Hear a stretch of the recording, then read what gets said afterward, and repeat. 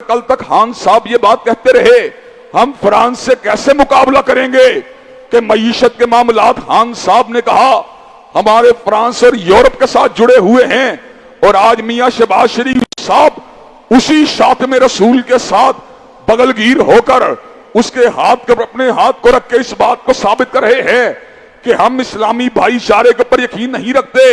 یہ جو محبتوں والا ہاتھ اس کے ہاتھ کے اوپر ڈالا گیا، کیا کبھی اس ہاتھ کو ڈاکٹر عافیہ صدیقی کے لیے بھی اٹھایا گیا؟ کیا کبھی اس ہاتھ کو ڈاکٹر عافیہ صدیقی کی بادیابی کے لیے بھی اس کو حرکت دی گئی؟ کیا کبھی اس ہاتھ سے کوئی ایسی تحریر کو لکھا گیا جس سے ہماری بہن کو رہائی مل جائے؟ کیا ان ہاتھوں نے کبھی کوئی ایسی تحریروں کو بھی لکھا جس سے اہل کشمیر کے دکھوں کا مداوا ہو جائے؟ کیا کبھی ان ہاتھوں نے ایسی تحریروں کو لکھا جس کے ذریعے بنگال میں ہونے والے ظلم کا مداوا کر دیا جائے؟ کیا عبد القادر ملا شہید، کیا پروفیسر آدم شہید، کیا دیگر مسلمان رہنما جنہیں اسلام اور پاکستان کی محبت کی وجہ سے بنگلہ دیش میں سولیوں کے پر لٹکایا گیا، کیا کبھی یہ ہاتھ ان کے لیے بھی حرکت میں آیا؟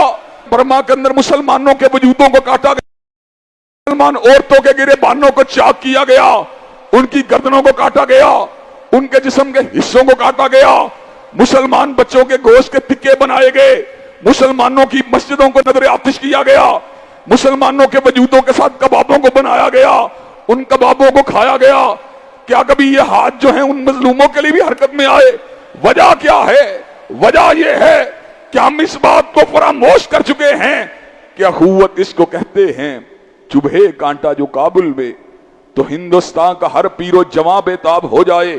حضرت رسول اللہ نے تو مسلمانوں کے درمیان اخوت کو واضح طور پہ بیان کر دیا کہ مسلمان ایک جسد واحد کی مانند ہیں، جب ایک حصے کو تکلیف ہوتی ہے پورا جسم نہ بھی چاہے اس درد کو محسوس کرنے پہ مجبور ہوتا ہے۔ یہ کیا چیز ہے جو چھنگلی سے اترنے والے ناخن کے درد کو پورے جسم کے اوپر جو ہے طاری کر دیتی ہے؟ یہی وہ جذبہ ہے جس کا ذکر اللہ نے قرآن میں کیا، انما المومنون اخوہ، مومن آپس میں بھائی بھائی ہیں۔ ایک مومن کو گزن پہنچتا ہے، تکلیف دوسرا مومن دل میں محسوس کرتا ہے۔